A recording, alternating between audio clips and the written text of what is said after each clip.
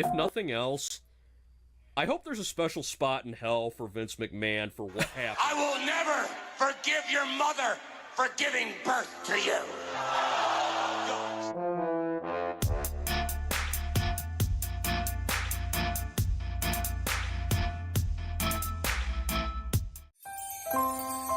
96% of adults go to work hungover the day after a holiday party. New Year's has the worst statistics, with almost 58% of highway deaths being alcohol related. 40% of highway deaths during the holidays are alcohol related. This holiday, stay home, stay at a friend's or a family's house. Be safe this holiday season. Don't drink and drive. Look at her. Look at this lady. She looks like she could have been hot before all of that. I think she probably was, but now she looks like a monster. I was gonna say, you know how cartoon characters, depending on which one, are drawn with exaggerated features? Yeah, that's exactly what she looks like. This is like one of them were more. It's like the Pinocchio thing, becoming a real. Pinocchio wanted to become a real boy. Well, I think this cartoon wanted to become human, and that's what happened. Yeah, she was like, I want to be a real model.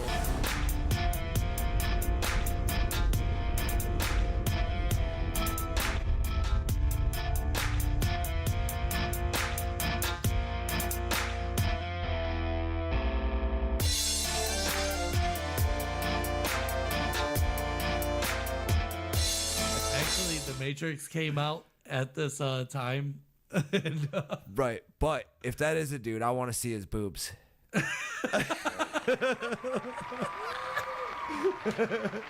They're nice. No lie. Beautiful work. That dude has some hot. It's just a feeling.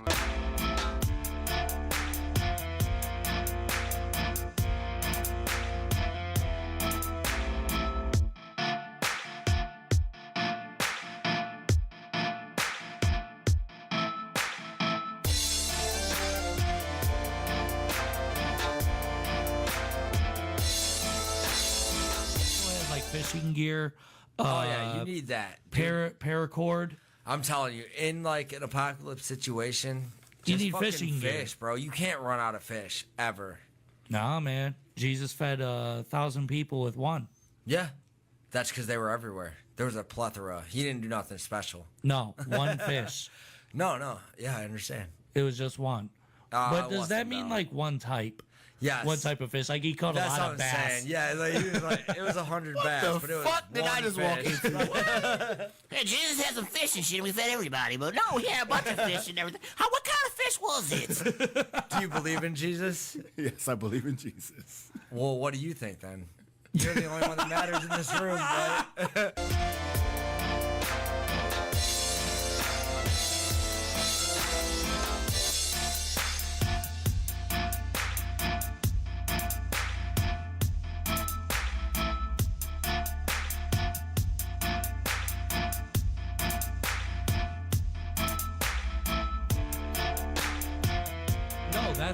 That's now this is a dude. No. Yes. Elliot Page is a biological female. I thought she was Joseph Levitt, and then she was Elliot Page. I'm confused about this. I think you're confused about this. Elliot Page like, is she's a not female. that dude. Like, look at my screen right here. She's not that dude right there. No. She looks like him. Now I'm totally not turned on anymore. Now I need the show to see this. I need to look up Inception. Wait, she was in. Then what was she in? Because I totally She's was in confused. Inception. Dude, I was so confused by her gender that I thought she was a completely different person. Like when they talk about her in the media, I'm like, that's her. For everyone watching. No, she was Joseph Levitt, and then she became her. No. So wait, she's a chick then, for real, for her entire life?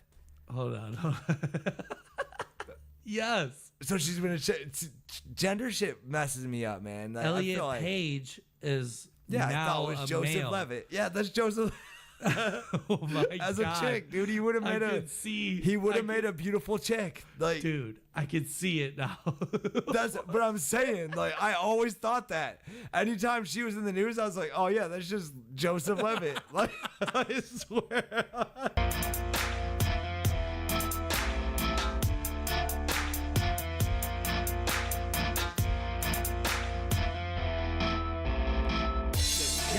Play the tapes. I feel like she didn't. I was meaning to highlight that this week, but I was so depressed that I didn't do shit. What are you depressed about, man? The whole court thing. Fuck you. This ain't sucks. therapy. Shut up. This is my therapy, fuckface.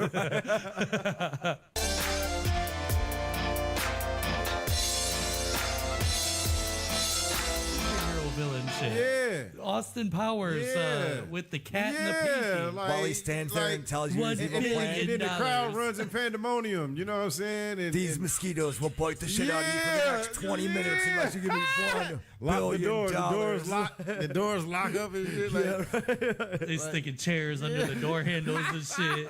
They're like, it's too much for us to take. Give him what he wants. hey, they in the hallway, in a quiet hallway, listening to people bang on the door like, help us. Like,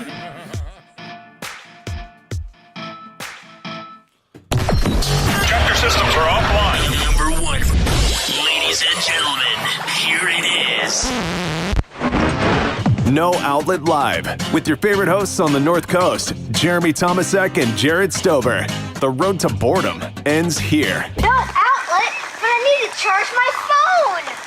No Outlet Live. I gotta be honest with you guys. I don't have a co-host, but I do have Open Phone Lines America. We are set up. You can call me. Really, you can call, text, or whatever. At 216-647-0064. I will leave that up because really I want to talk heavy about politics. I vowed as a show that I would never do politics. A long time ago, actually, when I started this show, I said that I want to stay out of religion. I want to stay out of politics. It seems like a time to talk about politics. It's kind of crazy what's going on. I'm going to switch over to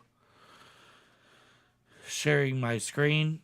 As you know, like I said, you could always call or text at 647-0064. My phone lines are open.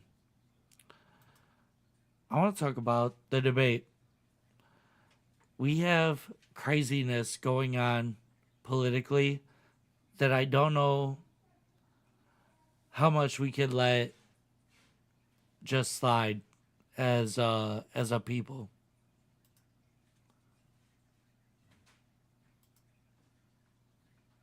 Believes the former president is a threat to democracy. I think he is a threat to the president and former president making their way off the CNN debate stage. Looks like Jill Biden, the first lady, has come out. Former President Trump walking off the stage.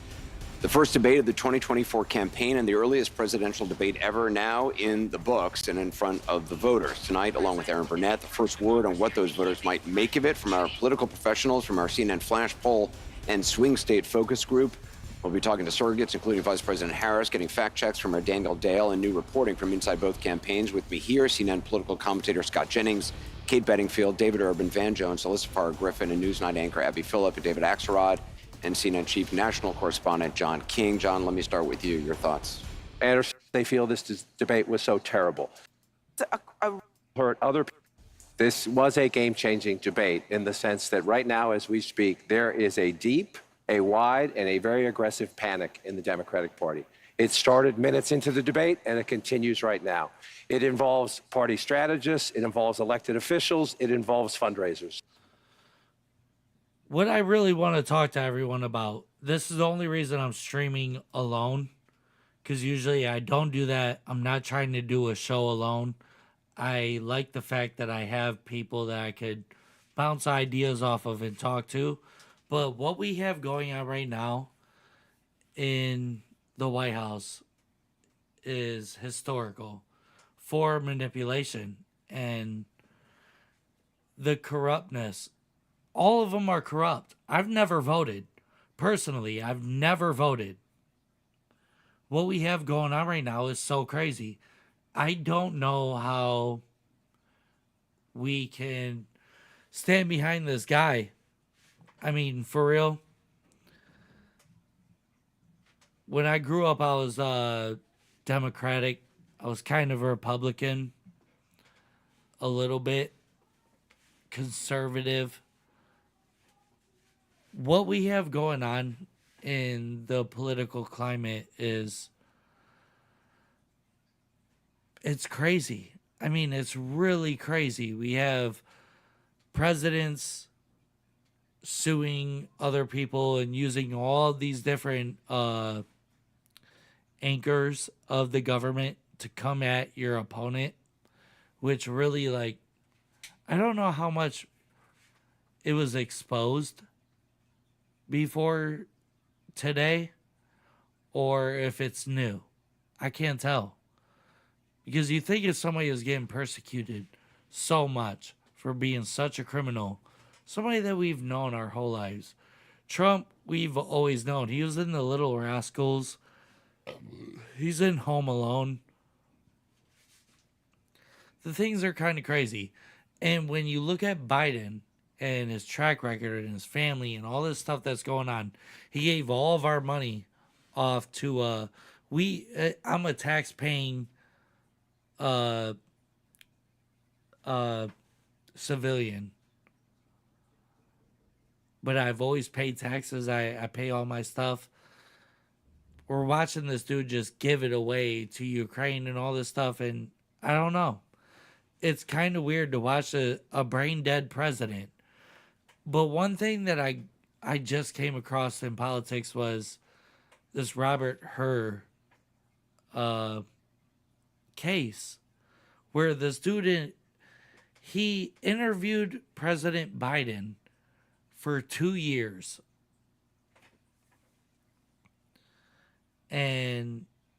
Or not 2 years. It was 2 days.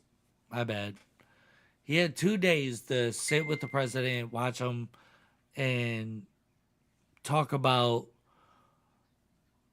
just everything that's going on. And he never released the tapes or the footage, the audio tapes. They gave him transcripts. And it was an executive order. But right now it seems like this dude's fighting with Congress, and he's the Attorney General of the United States. And he's fighting with Congress and now getting subpoenaed. Like, he's about to get brought in front of the Supreme Court for really big charges. It's like treasonous stuff that's going on. I don't know. Because I'm not too crazy. I've never followed politics until now. And it's really weird to see what these people are talking about. Let me look up AG.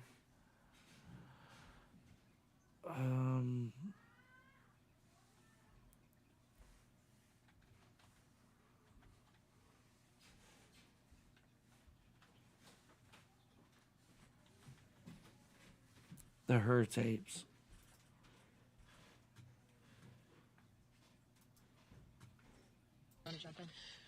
I just want to quickly say that I think that there should be some curiosity among the press as to why the White House does not want to release the audio and videotapes.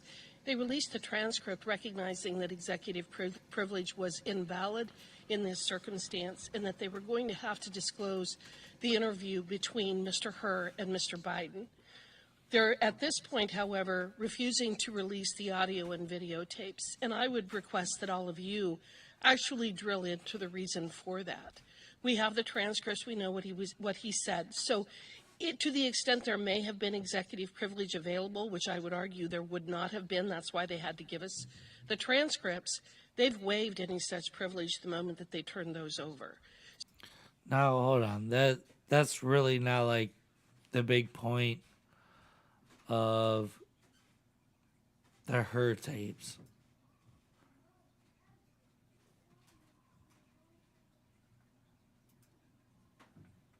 his track record speaks for itself, and I'm focusing on protecting and... So what's going on is the Attorney General sat down with the president for 2 days, and then he noticed that he wasn't competent. He was not... He said that he was a frail old man. No, he didn't say he was frail. He said it was an old man that had a failing memory when it came to what he was withholding. This is such a long line of political lies and all this stuff. So Biden was vice president with Obama. While he was vice president, he held on to a whole lot of documents and all this stuff. And the Attorney General sat with him for 2 days to understand what was going on with this case, because this is the same stuff that they're throwing at Trump. And right now it's kind of weird because I'm seeing that the FBI is testifying that they lied about Trump's documents. I don't know what is real, what I'm seeing anymore.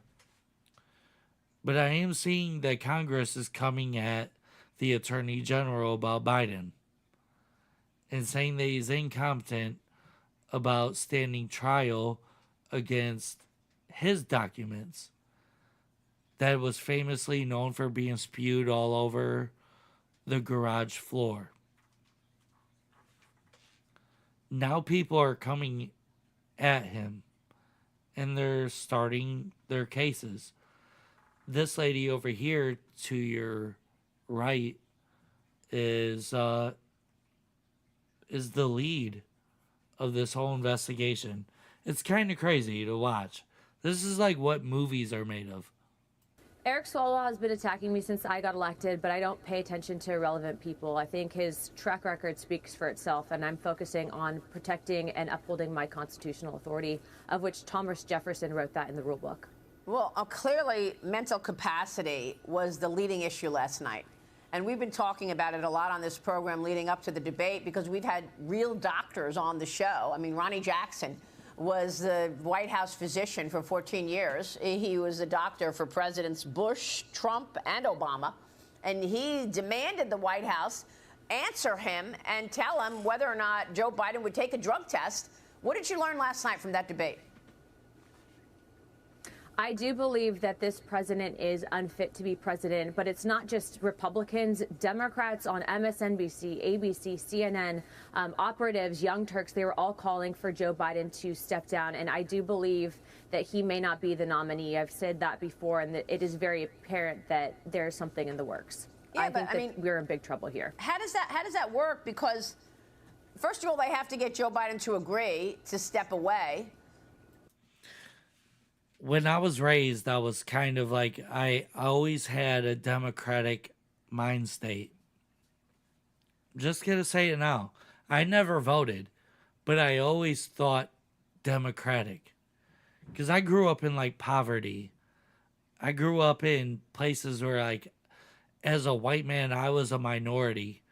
I came across a whole lot of things my entire life that speak Democratic. The original Democratic.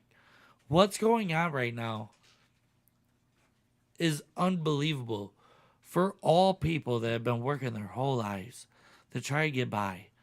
And this guy is really, he walked us into World War III. I almost feel like it's inevitable that we're about to be in this situation. You see me in other episodes. If you go through all of my episodes, you will see in the past year that I have been building up to live in a survival way. Because I'm scared of what could be coming. There's never been a war on this soil, and I think it's here. What they're saying is that Russia has nuclear submarines hanging out outside of Miami. We have an incompetent president and somebody almost his exact age about to win because he seems like he could talk better. And throughout all of this stuff, we're watching these old ass dudes with these old concepts, and nobody new is coming in to play the game. Nobody new is coming in to play the game. There wasn't somebody young that has the ability to speak more sense than all of these world leaders. These old ass motherfuckers, like, dude, you look across the world at all of the leaders, they're all aging out. And we don't have a young dude that's competing and coming in to speak sense about, like, really what is the future of the planet? What are we, like, I think democratic in them ways. And the stuff that we're getting shown isn't real. It's really not real. I mean, they're talking about the climate change. And in the debate, Biden was talking about how his how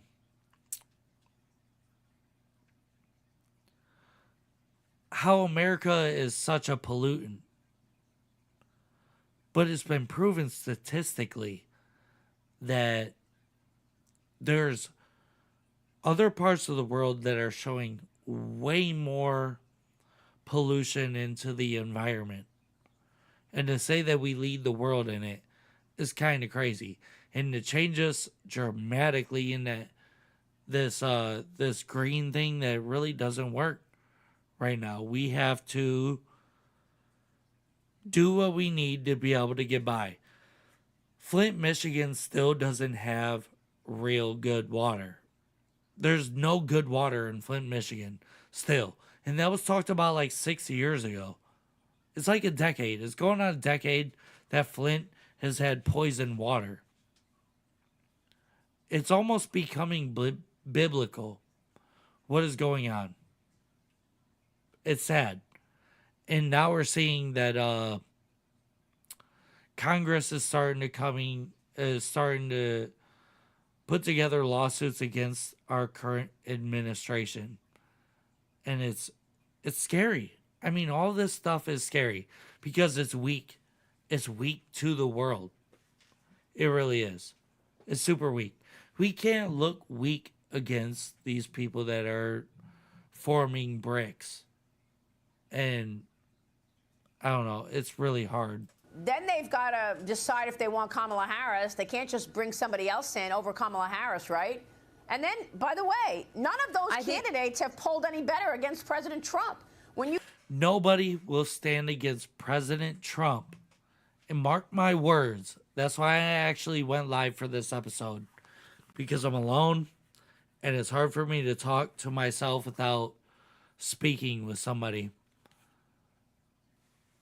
Michelle Obama could step up for the Democratic Party and actually beat Trump. I could see that actually happening. But they have to get Joe Biden to give up. And this guy is in control of, he's breaking the law, being in control of the strongest power. It's crazy. It's crazy. He's giving all of our money away, and he's super in charge of everything and breaking the law while doing it. And that's why this girl over here to your right is telling you that the government of America was set up constitutionally to not get persuaded by the other side. You look at whether it's Governor Gavin Newsom, Illinois Governor Pritzker, Michigan Governor Whitmer, or Kamala Harris, they don't poll better than Trump. I think that this is exactly why those tapes are so important, because if these tapes come out, or if we are able to hear them, we hear that he is incompetent on those tapes, or that the transcripts have been somehow altered. What ends up happening is we could invoke the 25th Amendment, of which, to my understanding, Biden's cabinet would vote on that. But I do think after last night's performance, it's not just me, it's other Democrats are saying that he needs to step down. And again, going back to what's happening right now, I don't believe that there's any world where this November a Democrat wins because of what's happened with the economy, what's happened on foreign policy, what's happening with our military, and what's happening with our country. People want prosperity. They want to be able to put their kids to school, not have to worry about grocery bills. And right now in Joe Biden's country, everything, to include crime, is at... I'm just going to look for the full debate. I'm going to let everyone watch it on this platform. And just, I don't know. If you haven't seen it, you gotta see it, because it's kind of crazy what we are dealing with.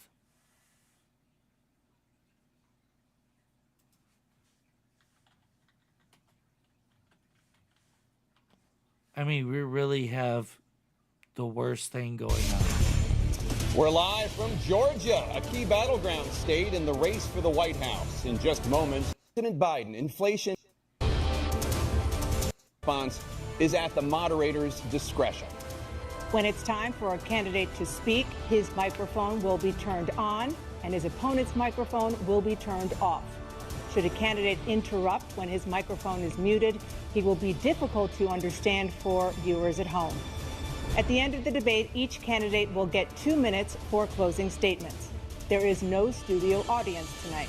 Pre-written notes, props, or contact with campaign staff are not permitted during the debate. By accepting our invitation to debate, both candidates and their campaigns agreed to accept these rules. Now, please welcome the 46th President of the United States, Joe Biden.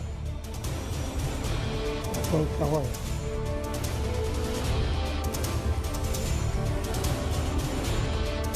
Great to be here. Thank you. And please welcome the 45th President of the United States, Donald Trump.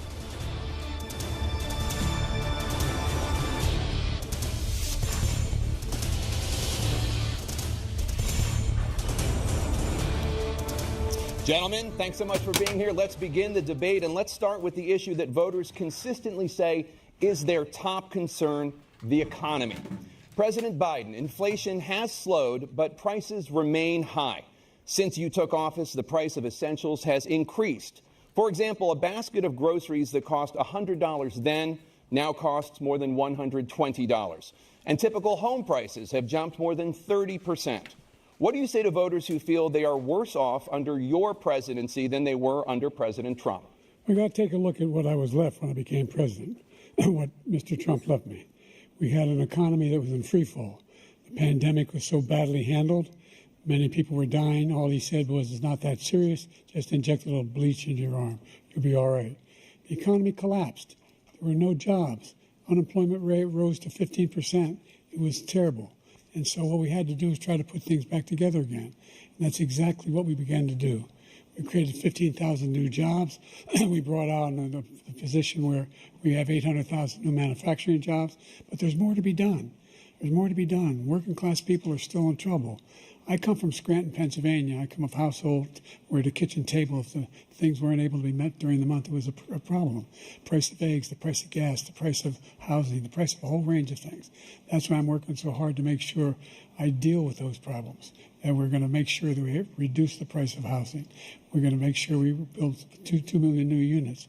We're going to make sure we cap rents so corporate greed can't take over. The combination, what I was left with in corporate greed, is the reason why we're in this problem right now. In addition to that, we're in a situation where if you take a look at all that was done in his administration, he didn't do much at all. By the time he left, things were in chaos, literally chaos. And so we put things back together. We created, I said, those jobs. We make sure we had a situation where we brought down the price of prescription drugs, which is a major issue for many people, to $15 for a insulin shot as opposed to $400. No senior has to pay more than $200 for any drug, all the drugs they can include beginning next year. In a situation and we're going to make that available to everybody, to all Americans. So we're working to bring down the price around the kitchen table, and that's what we're going to get done. Thank you. President Trump? We have the greatest economy in the history of our country. We have never done so well. Everybody was amazed by it. Other countries were copying us. We got hit with COVID, and when we did, we spent the money necessary so we wouldn't end up in a Great Depression, the likes of which we had in 1929. By the time we finished, so we did a great job. We got a lot of credit for the economy, a lot of credit for the military, and no wars, and so many other things. Everything was rocking good. But the thing we never got the credit for, and we should have, is getting us out of that COVID mess. He created mandates that was a disaster for our country. But other than that, we had given them back a country where the stock market actually was higher than pre-COVID, and nobody thought that was even possible. The only jobs he created are for illegal immigrants and bounce-back jobs, a bounce-back from the COVID. He has not done a good job. He's done a poor job, and inflation's killing our country. It is absolutely killing us. Thank you. President Biden? Well, look, the greatest economy in the world. He's the only one who thinks that, I think. I don't know anybody else who thinks he had the greatest economy in the world. And, you know, the fact of the matter is that we found ourselves in a situation where his economy, he rewarded the wealthy. He had the largest tax cut in American history, $2 trillion. He raised a deficit larger than any president has in any one term. He's the only president other than Herbert Hoover who's lost more jobs than he had when he began, since Herbert Hoover. The idea that he did something that was significant. And the military, you know, when he was president, they were still killing people in Afghanistan. He didn't do anything about that. When he was president, we were still finding ourselves in a position where you had a notion that we were this safe country. The truth is, I'm the only president this century that doesn't have this decade, that doesn't have any troops dying anywhere in the world like he did. Right there, he lied, because when he left Afghanistan, 13 troops were murdered or killed in battle, I guess, killed in retreat at that time. President Trump, I want to follow up if I can. Am I allowed to respond to him? Well, I'm going to ask you a follow-up. You can do whatever you want with the minute that we give you. I want to follow up. You want to impose a 10% tariff on all goods coming into the U.S. How will you ensure that that doesn't drive prices even higher? It's not going to drive them higher. It's just going to cost countries that have been ripping us off for years, like China and many others, in all fairness to China. It's going to just force them to pay us a lot of money, reduce our deficit tremendously, and give us a lot of power for other things. But he made a statement. The only thing he was right about is I gave you the largest tax cut in history. I also gave you the largest regulation cut in history. That's why we had all the jobs. And the jobs went down, and then they bounced back, and he's taking credit for bounce-back jobs. You can't do that. He also said he inherited 9% inflation. Now, he inherited almost no inflation, and it stayed that way for 14 months. And then it blew up under his leadership because they spent money like a bunch of people that didn't know what they were doing, and they don't know what they were doing. It was the worst, probably the worst administration in history. There's never been. And as far as Afghanistan is concerned, I was getting out of Afghanistan, but we were getting out with dignity, with strength, with power. He got out. It was the most embarrassing day in the history of our country's life. President Trump, over the last 8 years, under both of your administrations, the national debt soared to record highs. And according to a new nonpartisan analysis, President Trump, your administration approved $8.4 trillion in new debt, while so far, President Biden, you've approved $4.3 trillion in new debt. So, former President Trump, many of the tax cuts that you signed into law are set to expire next year. You want to extend them and go even further, you say. With the U.S. facing trillion-dollar deficits and record debt, why should top earners and corporations pay even less in taxes than they do now? Because the tax cuts spurred the greatest economy that we've ever seen just prior to COVID. And even after COVID, it was so strong that we were able to get through COVID much better than just about any other country. But we spurred, that tax spurred. Now, when we cut the taxes, as an example, the corporate tax was cut down to 21% from 39%, plus beyond that.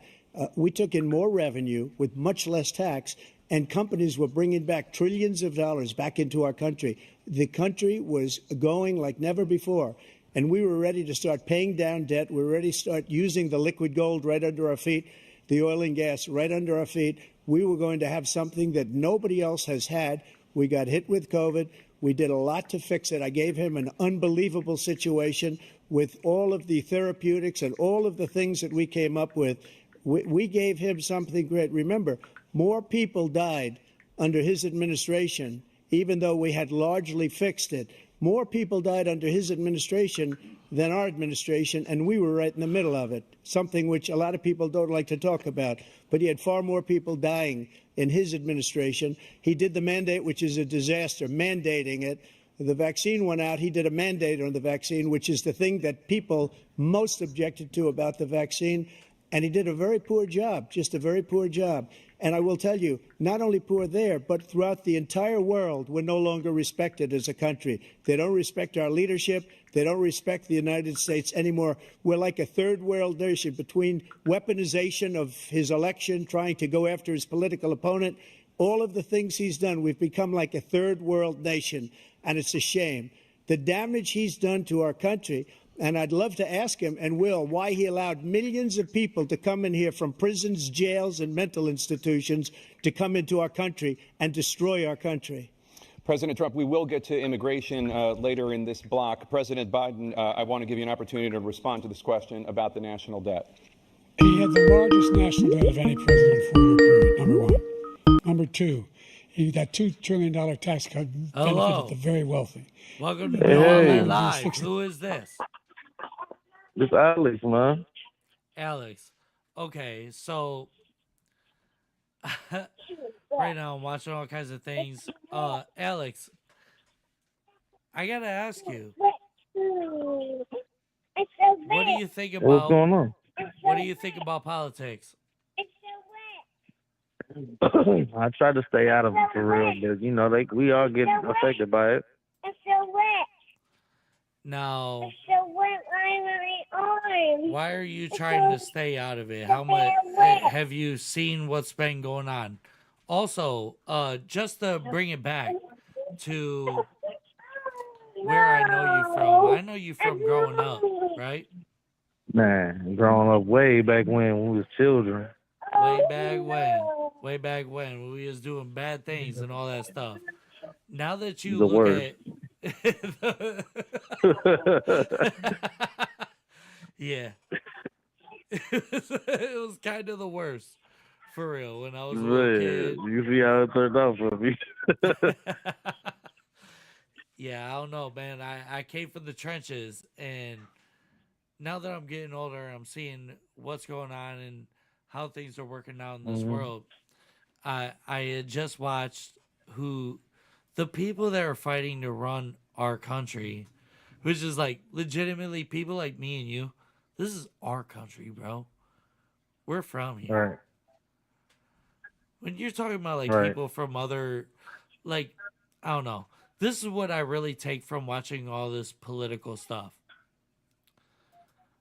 I really sit here and think to myself, bro, people from neighborhoods next to each other fight about who's around and who's doing what and what the deal is with all this stuff. And now we're talking about like other countries trying to bully us. Man, we were a superpower way back when. Now we just in the running. Is it not kind of scary that like other countries are teaming up, bro? It's a 20v1. Yeah, I mean you gotta think of it like it was back in the neighborhood. Back in the people neighborhood. just, Somebody needs to boss up, bro, and step up and get up to the plate. Revive the neighborhood. man. Somebody's got to do something because I mean at the rate we going, we just going to falling for everything because we ain't standing for nothing. Do you think that Trump could step up to that? I feel honestly, look, as a small business owner, I feel like Trump would be my preferred way to go. What is your And small I say business? that as a Democrat. Shout it out. So A1 Day One's landscaping. I'm out of Toledo, Ohio. I do landscaping. I do furniture removing. I do hauling. Any and everything that you can think of. If you got a job, I take care of it. If I don't know how to do it, I know somebody that does. A1 Day One. A1 Day One Landscaping. Toledo, Ohio. Make sure you guys contact these a local business. I mean, that's what we're about. Is local business. We're trying to get the shit popping out here for Americans, bro. It's kind of crazy. They were watching like, I don't know, these people on some crazy stuff. It's kind of sad how we're watching like, bro, I've never voted myself. I've never voted in my life.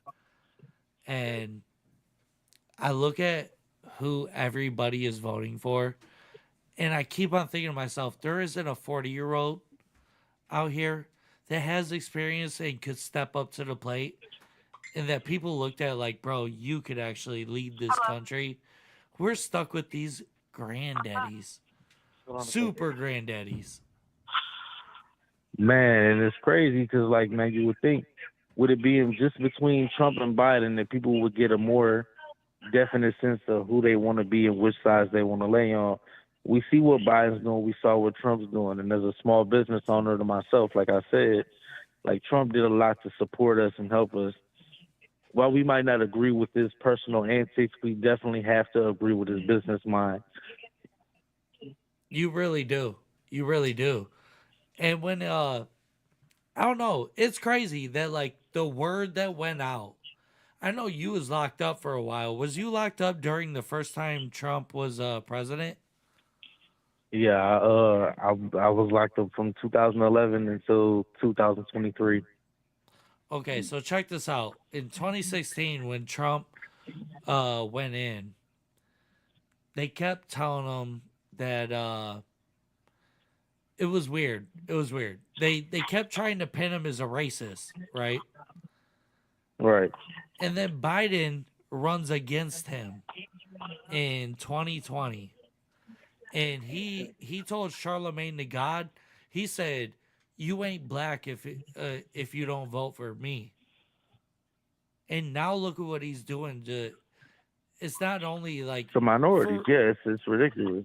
It's crazy that he played everybody out to this thing. He was like, "Bro, I am the person you vote for if you're black." And he shitted on all of us, bro. He shitted on everyone. Oh, yeah.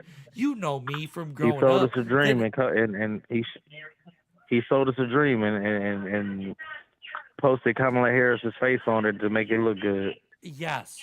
Yes. It truly is like that. Like, bro, you know me from growing up. I grew up in like, bro, I had it bad. I grew up as a minority being a white boy, and that's hard to Right. do in America. And I ended up doing the shit. You know what I'm saying? I was just born into it. And when I look at how people treat Black America, it's tough.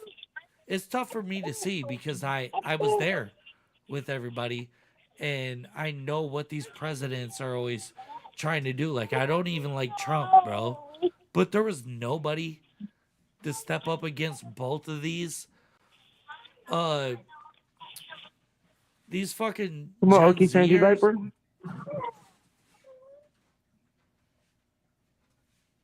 She is not having it.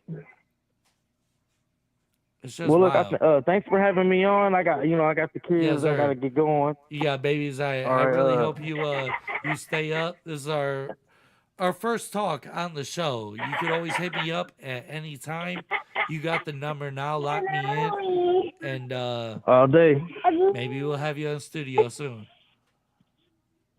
All right, man. Yeah, I'd love to be actually like there with you recording. That'd be awesome. Bet we could do that. All right, bet.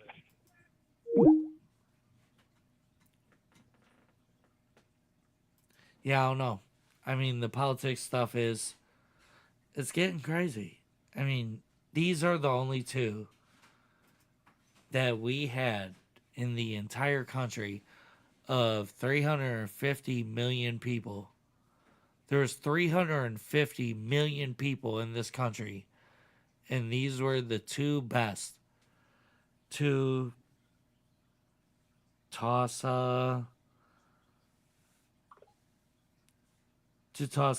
know what, actually I'm about to try to get a buddy to call in that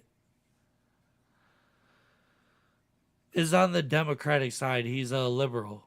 He really is. But I want to talk to him about what this is, what we're dealing with. The tax system. For example, we have 1,000 trillionaires in America. Billionaires in America. And what's happening? They're in a situation where they, in fact, pay 8.2% in taxes. If they just paid 24%, 25%, either one of those numbers, they'd raise $500 billion, I should say, in a 10-year period. We'd be able to wipe out his debt. We'd be able to help make sure that all those things we need to do, child care, elder care, making sure that we continue to strengthen our health care system, making sure that we're able to make every single solitary person eligible for what I've been able to do with the COVID, with dealing with everything we have to do with, look, if we finally beat Medicare. Thank you, President Biden. President Trump? What the fuck was right. He that? did beat Medicare. He beat it to death, and he's destroying Medicare because all of these people are coming in. They're putting them on Medicare. They're putting them on Social Security. They're going to destroy Social Security. This man is going to single-handedly destroy Social Security. These millions and millions of people coming in, they're trying to put them on Social Security. He will wipe out Social Security. He will wipe out Medicare. So he was right in the way he finished that sentence. And it's a shame. What's happened to our country in the last 4 years is not to be believed. Foreign countries, I'm friends with a lot of people, they cannot believe what happened to the United States of America. We're no longer respected. They don't like us. We give them everything they want, and they think we're stupid. They think we're very stupid people. What we're doing for other countries, and they do nothing for us. What this man has done is absolutely criminal. You could also look me up on Discord at NoOutletLive. The same name as the show. Let's get it popping. Thank you, President Trump. Dana? This is the first presidential election since the Supreme Court overturned Roe v. Wade. This morning, the court ruled on yet another abortion case, temporarily allowing emergency abortions to continue in Idaho, despite that state's restrictive ban. Former President Trump, you take credit for the decision to overturn Roe v. Wade, which returned the issue of abortion to the states. Correct. However, the federal government still plays a role in whether or not women have access to abortion pills. They're used in about 2/3 of all abortions. As president, would you block abortion medication? First of all, the Supreme Court just approved the abortion pill, and I agree with their decision to have done that, and I will not block it. And if you look at this whole question that you're asking, complex but not really complex. 51 years ago, you had Roe v. Wade, and everybody wanted to get it back to the states. Everybody, without exception. Democrats, Republicans, liberals, conservatives. Everybody wanted it back. Religious leaders. And what I did is I put 3 great Supreme Court justices on the court, and they happened to vote in favor of killing Roe v. Wade and moving it back to the states. This is something that everybody wanted. Now, 10 years ago or so, they started talking about how many weeks and how many this, getting into other things. But every legal scholar throughout the world, the most respected, wanted it brought back to the states. I did that. Now the states are working it out. If you look at Ohio, it was a decision that was an end result that was a little bit more liberal than you would have thought. Kansas, I would say the same thing. Texas is different. Florida is different. But they're all making their own decisions right now. And right now, the states control it. That's the vote of the people. Like Ronald Reagan, I believe in the exceptions. I am a person that believes. And frankly, I think it's important to believe in the exceptions. Some people, you have to follow your heart. Some people don't believe in that. But I believe in the exceptions for rape, incest, and the life of the mother. I think it's very important. Some people don't. Follow your heart. But you have to get elected also. And because that has to do with other things. You got to get elected. The problem they have is they're radical because they will take the life of a child in the 8th month, the 9th month, and even after birth. After birth, if you look at the former governor of Virginia, he was willing to do this. He said, we'll put the baby aside and we'll determine what we do with the baby, meaning we'll kill the baby. What happened is we brought it back to the states, and the country is now coming together on this issue. It's been a great thing. Thank you. President Biden? It's been a terrible thing, what you've done. The fact is that the vast majority of constitutional scholars supported Roe when it was decided. support it, Roe. And that's this idea that they're all against it is just ridiculous. And this is the guy who says the state should be able to have it. We're in a state where in 6 weeks, you don't even know whether you're pregnant or not, but you cannot see a doctor and have him decide on what your circumstances are, whether you need help. The idea that states are able to do this is a little like saying we're going to turn civil rights back to the states, let each state have a different rule. Look, there's so many young women who have been, including a young woman who just was murdered, and he went to the funeral. The idea that she was murdered by an immigrant coming in, they talk about that. But here's the deal: there's a lot of young women who are being raped by their in-laws, by their spouses, brothers and sisters, it's just ridiculous, and they can do nothing about it. And they try to arrest them when they cross state lines. Thank you. There have been many young women murdered by the same people he allows to come across our border. We have a border that's the most dangerous place anywhere in the world, considered the most dangerous place anywhere in the world. And he opened it up, and these killers are coming into our country, and they are raping and killing women. And it's a terrible thing. As far as the abortion is concerned, it is now back with the states. The states are voting. In many cases, it's frankly a very liberal decision. In many cases, it's the opposite. But they're voting, and it's bringing it back to the vote of the people, which is what everybody wanted, including the founders, if they knew about this issue, which, frankly, they didn't. But they would have. Everybody wanted it brought back. Ronald Reagan wanted it brought back. He wasn't able to get it. Everybody wanted it brought back, and many presidents had tried to get it back. I was the one to do it. And again, this gives it the vote of the people, and that's where they wanted it. Every legal scholar wanted it that way. Staying on the topic of abortion, President Biden, 7 states, I'll let you do that. This is the same topic. 7 states have no legal restrictions on how far into a pregnancy a woman can obtain an abortion. Do you support any legal limits on how late a woman should be able to terminate a pregnancy? I supported Roe v. Wade, which had 3 trimesters. The first time is between the woman and the doctor. Second time is between the doctor and an extreme situation. The third time is between the doctor, between the woman and the state. The idea that the politicians, that the founders wanted the politicians to be the ones making decisions about women's health is ridiculous. That's the last. No politician should be making that decision. A doctor should be making those decisions. That's how it should be run. That's what you're going to do. And if I'm elected, I'm going to restore Roe v. Wade. So that means he can take the life of the baby in the 9th month and even after birth, because some states, Democrat run, take it after birth. Again, the former governor of Virginia, put the baby down, then we decide what to do with it. So he's willing to, as we say, rip the baby out of the womb in the 9th month and kill the baby. Nobody wants that to happen, Democrat or Republican. Nobody wants it to happen. That is simply not true. The Roe v. Wade does not provide for that. That's not the circumstance. Only if a woman's life is in danger, she's going to die. That's the only circumstance in which that can happen. But we are not for late-term abortion, period. Period, period. Under Roe v. Wade, you have late-term abortion. You can do whatever you want, depending on the state. You can do whatever you want. We don't think that's a good thing. We think it's a radical thing. We think the Democrats are the radicals, not the Republicans. For 51 years, that was the law. 51 years, constitutional scholarship said it was the right way to go. 51 years, and it was taken away because this guy put very conservative members on the Supreme Court. He takes credit for taking it away. What's he going to do? What's he going to do, in fact, if the MAGA Republicans, he gets elected, and the MAGA Republicans control the Congress, and they pass a universal ban on abortion, period, across the board at 6 weeks or 7 or 8 or 10 weeks, something very, very conservative. Is he going to sign that bill? I'll veto it. He'll sign it. Thank you.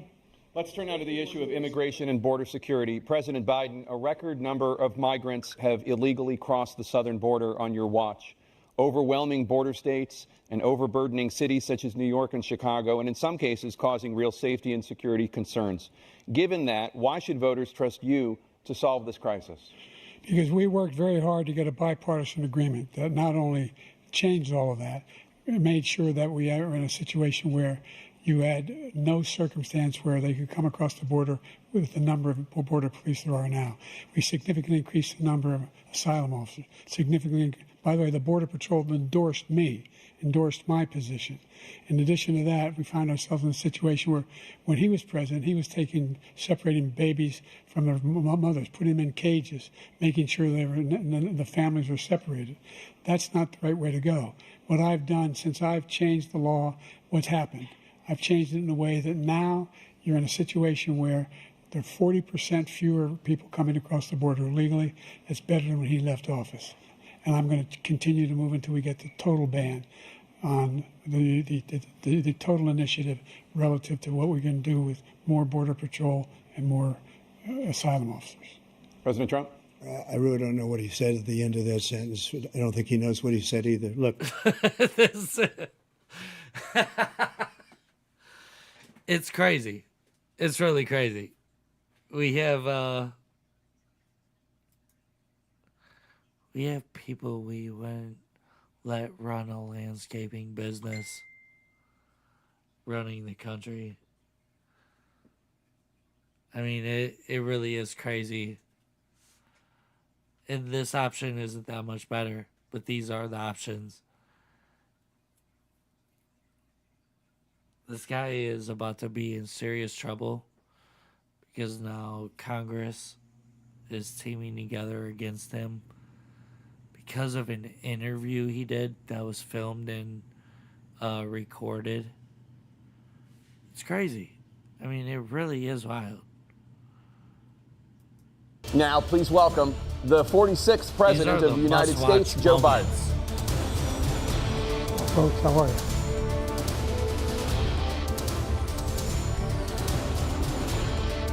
Great to be here. Thank you. And please welcome the 45th President of the United States, Notice Donald Biden Trump. just waved at a crowd that wasn't there. What the fuck? President Trump, we will get to immigration later in this block. President Biden, I want to give you an opportunity to respond to this question about the national debt. He had the largest national debt of any president in a 4-year period, number one. Number two, that $2 trillion tax cut benefited the very wealthy. What I'm going to do is fix the tax system. For example, we have 1,000 billionaires in America. And what's happening? They're in a situation where they, in fact, pay 8.2% in taxes. If they just paid 24%, 25%, either one of those numbers, they'd raise $500 billion, I should say, in a 10-year period. We'd be able to wipe out his debt. We'd be able to help make sure that all those things we need to do, child care, elder care, making sure that we continue to strengthen our health care system, making sure that we're able to make every single solitary person eligible for what I've been able to do with the COVID, with dealing with everything we have to do with, look, if we finally beat Medicare. Thank you, President Biden. President Trump? What the fuck? Well, he's right. He did beat Medicare. He beat it to death, and he's destroying Medicare because all of these people are coming in. They're putting them on Medicare. They're putting them on Social Security. They're going to destroy Social Security. This man is going to single-handedly destroy Social Security. These millions and millions of people coming in, they're trying to put them on Social Security. He will wipe out Social Security. He will wipe out Medicare. So he was right in the way he finished that sentence. And it's a shame. What's happened to our country in the last 4 years is not to be believed. Foreign countries, I'm friends with a lot of people, they cannot believe what happened to the United States of America. We're no longer respected. They don't like us. We give them everything they want, and they think we're stupid. They think we're very stupid people. What we're doing for other countries, and they do nothing for us. What this man has done is absolutely criminal. President Trump, staying on the topic of immigration, you've said that you're going to carry out, quote, the largest domestic deportation operation in American history, unquote. Does that mean that you will deport every undocumented immigrant in America, including those who have jobs, including those whose spouses are citizens, and including those who have lived here for decades? And if so, how will you do it? Just 1 second. He said we killed 3 people. The people we killed are al-Baghdadi and Soleimani. the two greatest terrorists, biggest terrorists anywhere in the world, and it had a huge impact on everything, not just border, on everything. He's the one that killed people with the bad water, including hundreds of thousands of people dying, and also killing our citizens when they come in. We are living right now in a rat's nest. They're killing our people in New York, in California, in every state in the union, because we don't have borders anymore. Every state is now a border. And because of his ridiculous, insane, and very stupid policies, people are coming in and they're killing our citizens at a level that we've never seen. We call it migrant crime. I call it Biden migrant crime. They're killing our citizens at a level that we've never seen before. And you're reading it like these three incredible young girls over the last few days. One of them, I just spoke to the mother, and he just had the funeral for this girl, 12 years old. This is horrible what's taken place. What's taken place in our country, we're literally an uncivilized country now. He doesn't want it to be. He just doesn't know. He opened the borders. Nobody's ever seen anything like. And we have to get a lot of these people out, and we have to get them out fast because they're going to destroy our country. Just take a look at where they're living. They're living in luxury hotels in New York City and other places.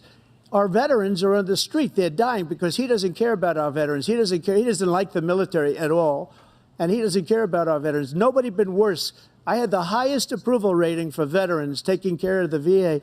He has the worst. He's gotten rid of all the things that I approved. Choice that I got through Congress, all of the different things I approved, they abandoned. We had by far the highest, and now it's down in less than half because he's done all these great things that we did, and I think he did it just because I... Now, I'm not scared to say my stance on all this because I've actually never voted, which a lot of people look at as like it's a very bad thing. It's not cool that I'm not a voter. I'm about to turn 34 on the 24th of July. It's not cool that I never voted, but nobody ever spoke to me. What Trump is saying right there about like the VA and all that stuff in the military, he's not lying. He actually did step up for our military and for the VA. I mean, it was crazy. I've seen how it trickled down. It was like a trickle down economic thing that he did with institutions like the military. And it's hard to ignore him saying this while this dude's shitting on the whole world and giving away he's shitting on our world. He's giving all of our money away, and we're paying for it. It sucks. They approved it, which is crazy. But he has killed so many people at our border by allowing all of these people to come in. And it's a very sad day in America. President Biden, you have the mic. Every single thing he said is a lie.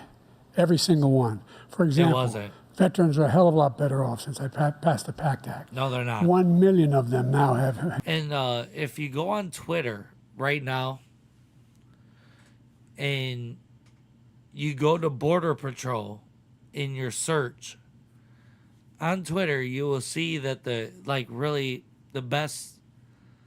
I've been realizing just now recently that Twitter is the best social media. You have everything there. It is completely uncensored media. It's happening. Everybody is there. They're hashtagging. The things that are trending has been the debate and politics heavily starting like 2 days ago. And I've been watching it. And the Border Patrol came out when Biden has been claiming that everybody stands by him. And Trump's like, no, they don't. They've been right by me. Trump's not lying. The Border Patrol came out and they wanted to make it abundantly clear on Twitter that they do not endorse Biden at all. Because the people that work the border they're having a terrible time because they can't do their job. insurance, and their families have it. Their families have it because what happened, whether it was Agent Orange or burn pits, they're all being covered now. And his group opposed that. We're also in a situation where we have great respect for veterans. My son spent a year in Iraq, living right next to one of those burn pits, came back with stage 4 glioblastoma. I was recently in France for D-Day, and I spoke all about those heroes that died. I went to the World War I cemetery he refused to go to. He was standing with his 4-star general, and he told me, he said, I don't want to go in there because they're a bunch of losers and suckers. My son was not a loser, was not a sucker. You're the sucker. You're the loser. President Trump? First of all, that was a made-up quote, suckers and losers. They made it up. It was in a third-rate magazine that's failing, like many of these magazines. He made that up. He put it in commercials. We've notified him. We had 19 people that said I didn't say it. And think of this. Who would say I'm at a cemetery or I'm talking about our veterans? Because nobody's taken better care. I'm so glad this came up, and he brought it up. There's nobody that's taken better care of our soldiers than I have. To think that I would, in front of generals and others, say suckers and losers. We have 19 people that said it was never said by me. It was made up by him, just like Russia was made up, just like the 51 intelligence agents are made up, just like the new thing with the 16 economists are talking. It's the same thing. 51 intelligence agents said that the laptop was Russia disinformation. It wasn't. That came from his son, Hunter. It wasn't Russia disinformation. He made up the suckers and losers, so he should apologize to me right now. 4-star general standing to your side who was on your staff who said you said it, period. That's number one. And number two, the idea that I have to apologize to you for anything along the lines. We've done more for veterans than any president has in American history. And they now are in their family. The only sacred obligation we have as a country is to care for our veterans when they come home and their families and equip them when they... Trump looks like a chimpanzee. He just got the chimp face. Biden looked crazy too. I mean, these two, it's so crazy that Trump is the better, he is the better choice. Trump is the better choice. He could only vote red or blue. And unless they change out who Joe Biden is standing in place for, it's going to be bad. I posted on my Facebook that, you know, I heard this brought up in, what's his name? Something Pierce. Fucking the Pierce Morgan. The Pierce Morgan show, somebody brought up Michelle Obama running in place for Joe. That I do think that would work. I do think the Democrats could run again and take over Trump with Michelle Obama. But I said in my post, you got to do it now. You have to do it right now. You cannot let this dude keep doing whatever he's doing. Throw him out to the sharks. And just let him deal with his own, all of the stuff that happened within his presidency. Throw him out to the sharks, bro. Get rid of him. If you run Michelle Obama, you're going to beat Trump. And the Democrats will see like a different version of how democracy is supposed to be ran. And I don't know if she'll do a good job or not. But Hillary can't step in place for this guy. But he cannot run against Trump. So that's why everybody's in a conundrum. They go to war. That's what we're doing. That's what the VA is doing now. They're doing more for veterans than ever before in our history. All right, thank you so much. Let's move to the topic of foreign policy. I want to begin with Russia's war against Ukraine, which is now in its third year. Former President Trump, Russian President Vladimir Putin says he'll only end this war if Russia keeps the Ukrainian territory it has already claimed and Ukraine abandons its bid to join NATO. Are Putin's terms acceptable to you? First of all, our veterans and our soldiers can't stand this guy. They can't stand him. They think he's the worst commander-in-chief, if that's what you call him, that we've ever had. They can't stand him. So let's get that straight. And they like me more than just about any of them. And that's based on every single bit of information. As far as Russia and Ukraine, if we had a real president, the president that knew, that was respected by Putin, he would have never invaded Ukraine. A lot of people are dead right now, much more than people know. You know, they talk about numbers. You can double those numbers, maybe triple those numbers. He did nothing to stop it. In fact, I think he encouraged Russia from going in. I'll tell you what happened. He was so bad with Afghanistan. It was such a horrible embarrassment, most embarrassing moment in the history of our country, that when Putin watched that and he saw the incompetence, that he should have fired those generals, like I fired the one that you mentioned, and so he's got no love lost. But he should have fired those generals. No general got fired for the most embarrassing moment in the history of our country, Afghanistan, where we left billions of dollars of equipment behind. We lost 13 beautiful soldiers, and 38 soldiers were obliterated. And by the way, we left people behind, too. We left American citizens behind. When Putin saw that, he said, you know what? I think we're going to go in and maybe take this was his dream. I talked to him about it, his dream. The difference is he never would have invaded Ukraine. Never. Just like Israel would have never been invaded in a million years by Hamas. You know why? Because Iran was broke with me. I wouldn't let anybody do business with them. They ran out of money. They were broke. They had no money for Hamas. They had no money for anything. No money for terror. That's why you had no terror at all during my administration. This place, the whole world is blowing up under him. President Biden? I've never heard so much malarkey in my whole life. Look, the fact of the matter is that we're in a situation where, let's take the last point first. Iran attacked American troops, caused brain damage for a number of these troops, and he did nothing about it recently, not when he was president. They attacked. He said they're just having headaches. That's all it is. He didn't do a thing when the attack took place, number one. Number two, we got over 100,000 Americans and others out of Afghanistan during that airlift. Number three, we found ourselves in a situation where, if you take a look at what Trump did in Ukraine, this guy told Trump, do whatever you want, do whatever you want. And that's exactly what Trump did to Putin, encourage him, do whatever you want. And he went in. And listen to what he said when he went in. He was going to take Kyiv in 5 days, remember? Because it's part of the old Soviet Union. That's what he wanted to reestablish, Kyiv. And he, in fact, didn't do it at all. He wasn't able to get it done.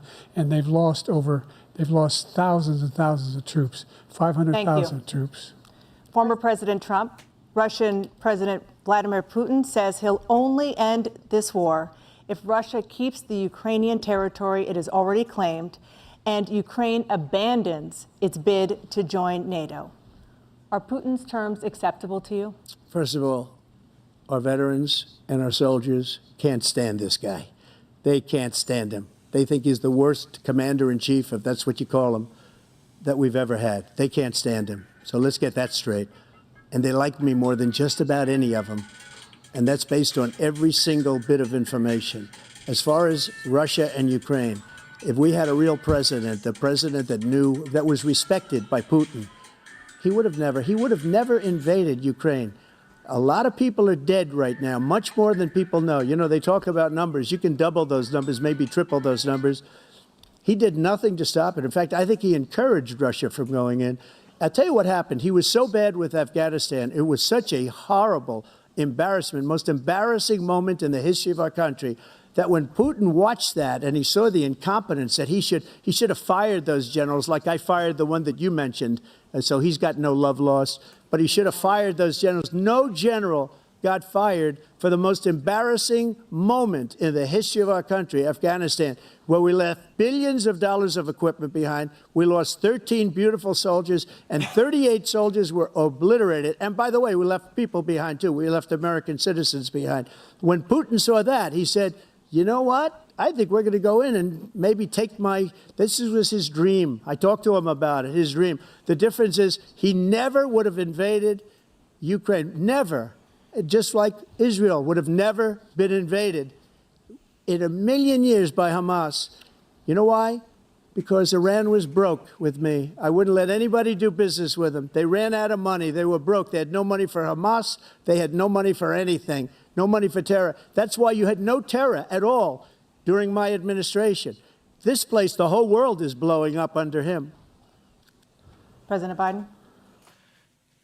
Does it kind of seem like the whole world is blowing up under Biden? I mean, it is crazy. It's super crazy. They're like, I don't know. All the writing on the wall says that this is a senile old man that should not be running a country. You have to have the best of the best standing at the helm of the boat. And this fucking guy, Biden, ain't it. And then he's got his lackeys around him doing like dirty work. They're doing dirty. They're playing real dirty. I think Trump's right. They're playing so dirty. It's really crazy. And I didn't fully think this until I noticed Robert Hur.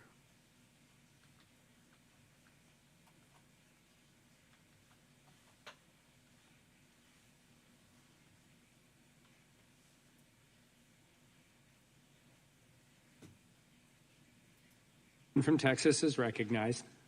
I thank the chairman. Wanted to try to recenter the conversation. So, like I was saying earlier, this is the thing that's going about government right now, about this interview that Biden did with this guy, Robert Hur. He is the Attorney General of the United States of America, the entire thing. He's supposed to be the top guy to look over all government and hold people accountable for their job. And now the whole government is holding him accountable for his job. This Garland guy. Just for a moment, and might engage with a colloquy with the chairman on a simple point. When the Democrats were in charge of the committee in 2019, as I believe the chairman has mentioned today, was it not true that they held the Attorney General of the United States, Attorney General Barr, in contempt for effectively redacting material from the Mueller report that he was legally obligated to redact? Yes, it was grand jury transcripts. And so that's the standard, just to be clear, set by our Democratic colleagues, was to hold somebody in contempt for doing what he was legally required to do under the law. Yes. What this guy's been fighting with the government about is that you legally, if you do something like this with the president and you have video and audio of the sitting president,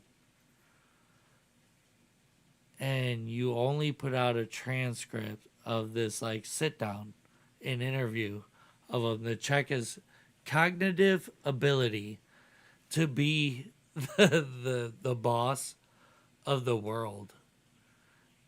They look at it and they think, let's gonna give a transcript for this and not show you the audio and video and actually hear what the president was actually doing at the time, the 2-day interview. It's crazy. It's really crazy that he's holding back and he's scared of what they hold. It's a weird thing. This is all big conspiracy. That Biden has been dead the whole time. And here we are having a conversation about an amendment, I believe, is what we're actually debating at the moment. An amendment. He's like a legitimate puppet. He's like on strings for real or something. To add language to clarify that we were in receipt of the assertion of executive privilege, that we received a mere minutes before we began this markup here today, and that this amendment asserts privilege, it's asserting privilege after having, as the gentlelady from Wyoming was noted, effectively relinquished their claim to privilege having provided the transcript, and that our position is that now have the transcript, that we want to be able to look at the actual audio or listen to the actual audio because of, to be very specific, the assertions by her throughout the entirety of her report that it was in fact the president's demeanor, the way the president was responding, or his lack of response. And like, I'm trying to be careful, by the way. I mean, with all due respect to the assertion made about by the gentleman from Tennessee that, oh, there were just some little problems with the memory. I mean, her report is littered and filled with concerns about the nature of the president's memory. I don't even want to go down that road. He's the president of the United States. I'm not looking to dive into that other than as it relates directly to this question about what we can take away from the actual testimony by the president to Mr. Hur. That's it. So back to recentering the question, all we're doing is debating this amendment that's talking about adding this language in about the assertion of executive privilege, which we are saying has already been essentially set aside by giving us the transcripts.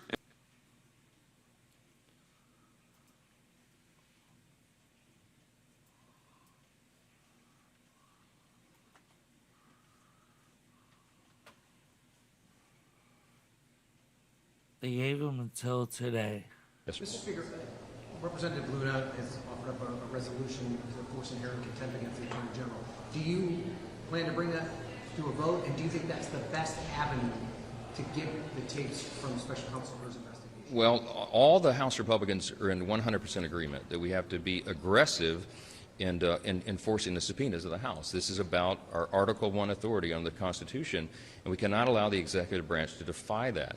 But Merrick Garland has refused to turn over something that we are entitled to receive. Because we're pursuing our oversight responsibility under the Constitution, we have to ensure that the transcript that we've been provided of Special Counsel Hur's investigation of President Biden, or his lengthy examination and questioning of President Biden, we have to make sure the transcript matches the audio tape. That is a very reasonable thing and a necessary thing for the House and its investigatory authority to do.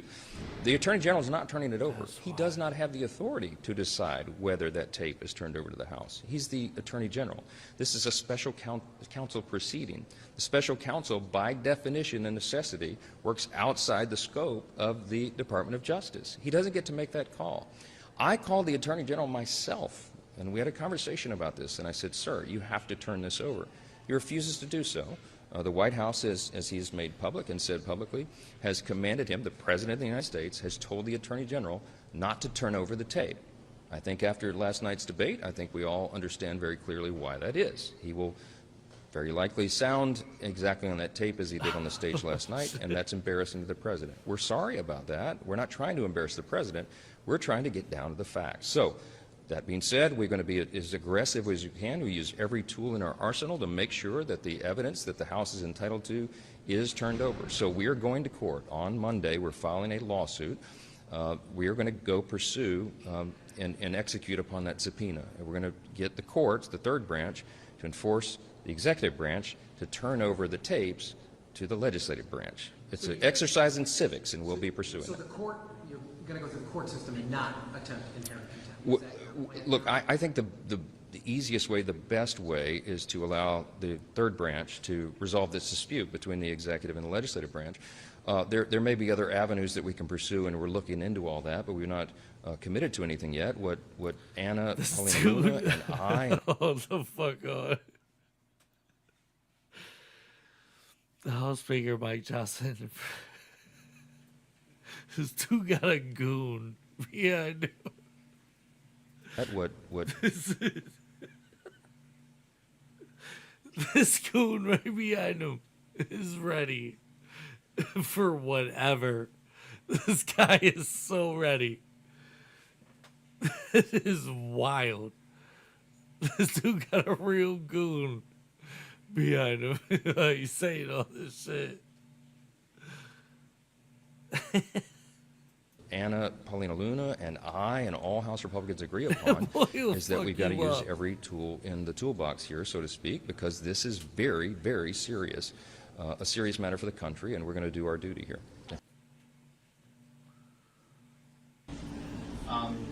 What do you think of this? Yeah, the stuff with the Attorney General is really crazy. They're asking for the tapes.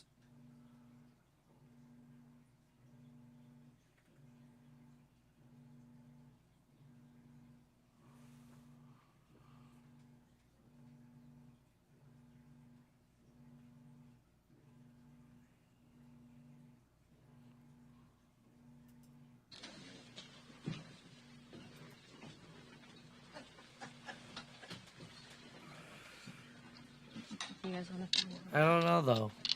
Am I just getting fed internet? Good morning, everyone. That feeds me? We are here today because Does of this the say double something standard about that me? exists within the justice system. I don't know. As you know, on February 27th, the Oversight Committee, as well as House Judiciary, had sent a subpoena to get to people Attorney to General call. Garland, of which we I received don't no know. response. And after Maybe it's referring me. him for criminal contempt within 48 hours or less, the Department of Justice refused to prosecute. Inherent contempt. Algorithms will grab you. So maybe I got snagged by an algorithm that's like super Republican. I don't know. Maybe I'm not seeing like what's real. It's kind of crazy to even weigh this stuff. Contempt is clearly within our Article 1 authorities, and Congress does have the power to investigate all legislative powers. Investigations are part of our legislative process, and people that interfere with these processes should be held accountable. Inherent contempt was first used in 1795, and this was further upheld in a Supreme Court decision in 1927 in McGrain versus Doherty that stated that Congress does indeed have this authority.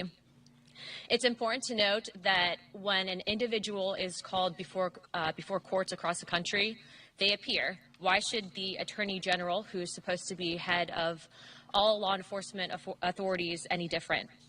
Garland still has time to comply with this request. We are asking that he bring the tapes to the House and let us listen to them. But in the event that he does not, we will press forward with calling the privilege motion on inherent contempt to the floor on Friday morning. It is also important to note that if we as a Congress do not have the ability to enforce our investigative ability, that we are essentially going to be ignored and undercut and essentially handicapped by all other branches, which would make us not a co-equal branch of government. After me, I have Dan Crenshaw speaking that would like to address this issue, but I would appreciate that the press report on this accurately and that Congress, again, does have the authority to do this, that the Attorney General is not above the law, and ultimately we will be pressing forward with this. This is something that, again, would enable the Speaker of the House to order the Sergeant at Arms to take into custody the Attorney General if he fails to comply with our request. Dan? Thank you, Anna, for doing this. Thank you for pulling us all together and addressing this important. No, when I watched this earlier, I was like, whoa, this dude looks like a pirate. Like, he's like obviously like a military vet or something. I don't know who this guy is, but this dude's the truth. Like, he walked up and I don't know. There's something real about this dude's cause. This is the one that bought me over. Important issue. The sad legacy of the Biden administration will be its lawlessness, weaponizing governments against political enemies, using its power to protect itself, undermining the law for cynical politics. This administration has repeatedly circumvented the law, granting executive amnesty last week to around 500,000 aliens, stopping federally funded construction of the border wall, paroling millions of migrants into the country outside the parameters set by the Congress, which has killed Americans nationwide, most recently in my hometown of Houston. Hanging over the entirety of this administration is the fact that the president's son used his access to his father and his father's offices to enrich himself through foreign business dealings and artwork, where one buyer of Hunter's art was appointed to a U.S. government commission. While the Biden administration shields its own, it also targets regular Americans it dislikes. Gun owners with its unconstitutional ATF rules, parents at school board meetings labeled as threats by the FBI, and censorship of inconvenient information. This brings us here today. Congress, performing its oversight duties, has been ignored. Founders established a system of checks and balances, and that has been dismissed. Congress and the American people we represent have been disrespected, so we are here to say no more. We'll not stand by while the DOJ covers up information subpoenaed by Congress and refuses to comply with our vote holding the AG in contempt. It is not that the DOJ cannot prosecute Garland. It is that they're choosing not to because they wish to protect the president and his obedient lackey. And I understand that this sounds extreme. It sounds extreme to put the AG in handcuffs and drag him in here. But I'm here. I'll tell you why I'm here, what motivates me. Because what the DOJ is doing in my hometown in Houston, they're willing to arrest a regular citizen, put them in handcuffs, charge them with ridiculous crimes, and for what? Because that particular citizen, a man named Dr. Heim, decided to expose a crime in Texas. That crime was performing harmful gender transition practices on minors. Now, you watch this, how this breaks down and why they're really coming out and they're about to throw ridiculous, crazy laws at Biden is because he put together this thing that trickles down to this one specific family that has a transgender kid. And, hold on. And for what? Because that particular citizen, a man named Dr. Heim, decided to expose a crime in Texas. That crime was performing harmful gender transition practices on minors. He is performing harmful gender practices on minors. That could be a crime. I mean, listen to this. Decided to expose a crime in Texas. That crime was performing harmful gender transition practices on minors. Harmful transition practices on minors. This is what they're fighting about. And they came at them with some really crazy, real law stuff. I mean, that's crazy. He was indicted for alleged HIPAA violations. And this demonstrates that Merrick Garland and this DOJ's determination to target whistleblowers who oppose their ideology. They want to protect themselves, but they want to attack regular citizens. They aim to use the full force of our legal system to protect their allies and silence dissent. And we can't handle that double standard. This new motion to hold Merrick Garland is the next natural step to rebuff the Biden administration's attempt to run roughshod over our constitutional system. Thank you. I yield back to Ms. Hagerman. Thank you, and good morning. I am co-sponsoring this inherent contempt resolution because it is the job of Congress to hold the Attorney General accountable for his actions of refusing to comply with a congressional subpoena when the Department of Justice refuses to do so. 2 weeks ago, the full House of Representatives voted to hold Merrick Garland in criminal contempt of Congress.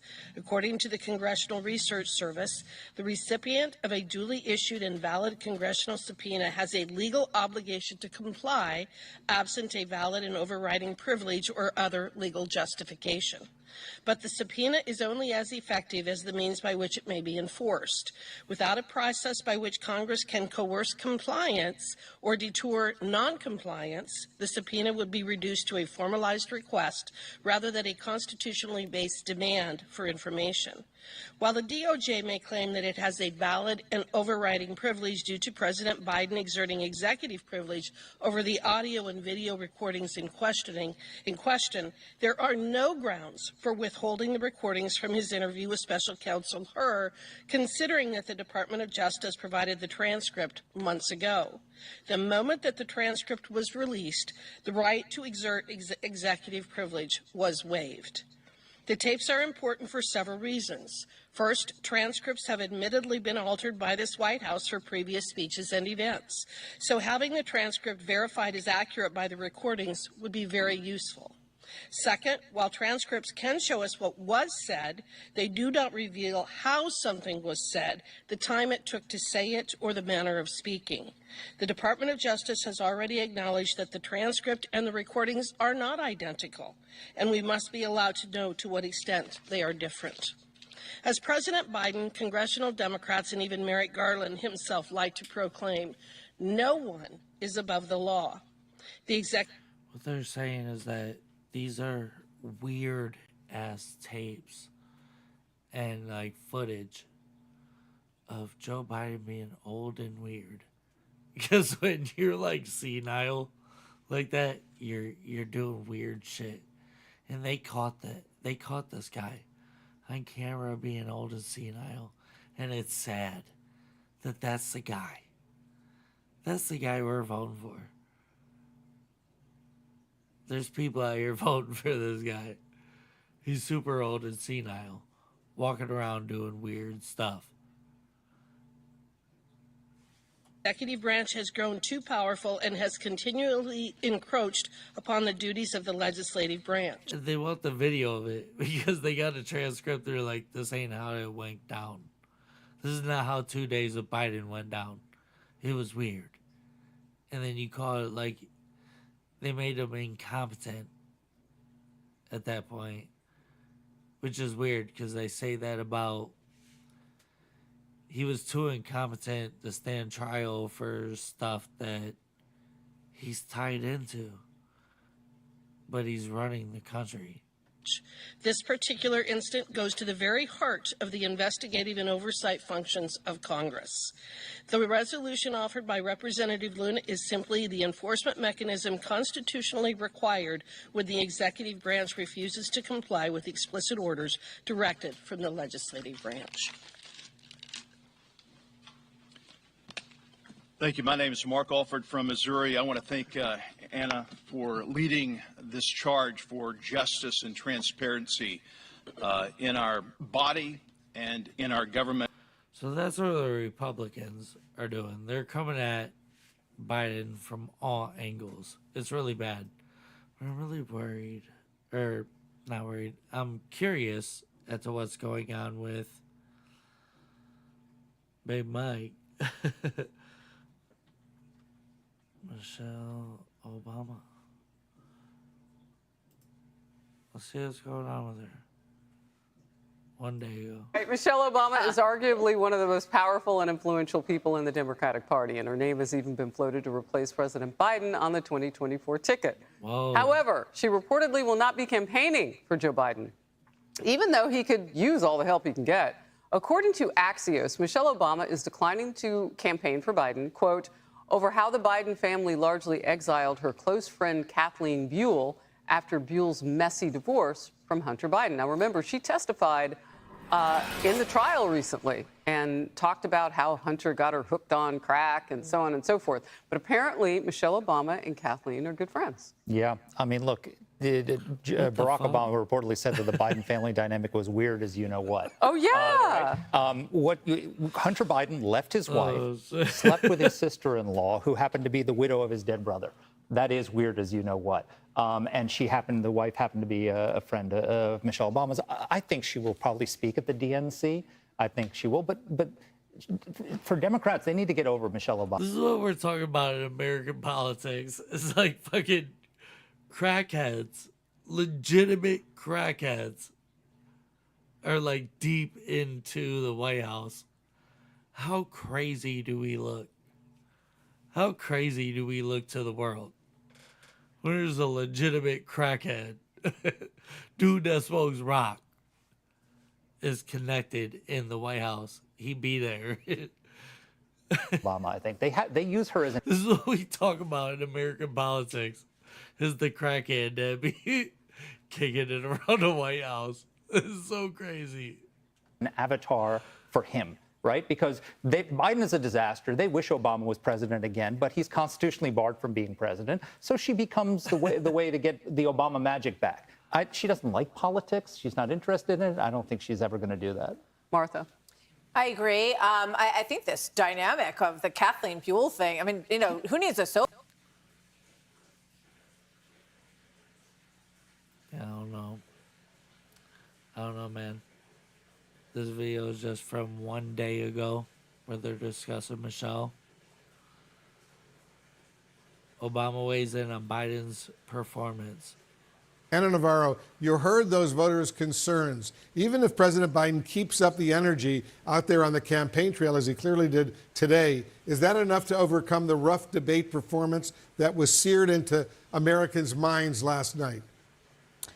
We don't know the answer to that, but the bottom line is that the Biden campaign has no wiggle room left, right?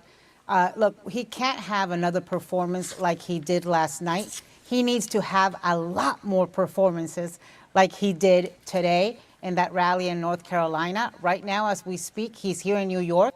He did do a rowdy rally right after he stepped up and he was talking some shit.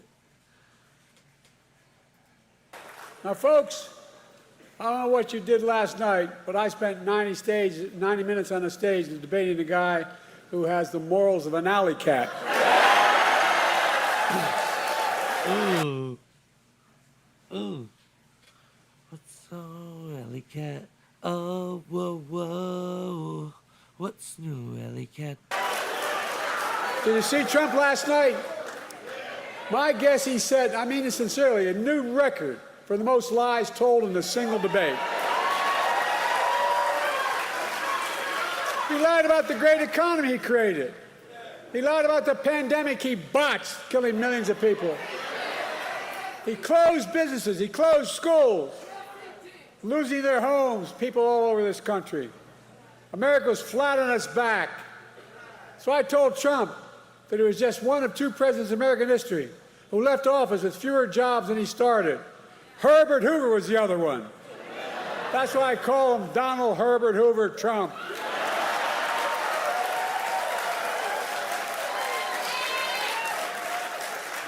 And then he lied about how great he was for veterans. But then I told him how he had called a veteran who had given their lives in the country in World War I and refused to go to the grave sites. He called them suckers and losers. He tried to deny it. But let me ask you, are you going to believe a 4-star Marine general, his own former Chief of Staff, John Kelly, who said he said that? Or the disgraced, defeated, and lying Donald Trump? My son was one of those people, not a war woman in the Vietnam. Folks, look, how about the fact that 44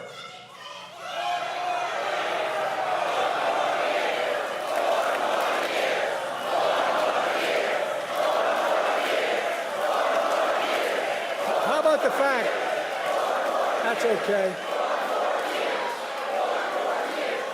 How about the fact that 40 out of his 44 top advisors, including the vice president, aren't supporting him this time around? The people who know him best, 40 of them said, I will not support the man I work for this time around. It tells you a lot about the person who knows him. Look, he lied about how great he was on crime. I had to remind him that he oversaw a record increase in murder rates in 2020. On my watch, violent crime has hit a 50-year low. There's more to do with a 50-year low. And then I pointed out that the only convicted criminal on the stage last night was Donald Trump. When I thought about his 34... It's true. Biden came out strong in North Carolina and Riley, where he's very under in the numbers there. He showed up to swing some dick. felony convictions. Some of that old Biden dick. He out there swinging it. Sexual assault on a woman in a public place is being fined $400 million for business fraud. I thought to myself, Donald Trump isn't just a convicted felon.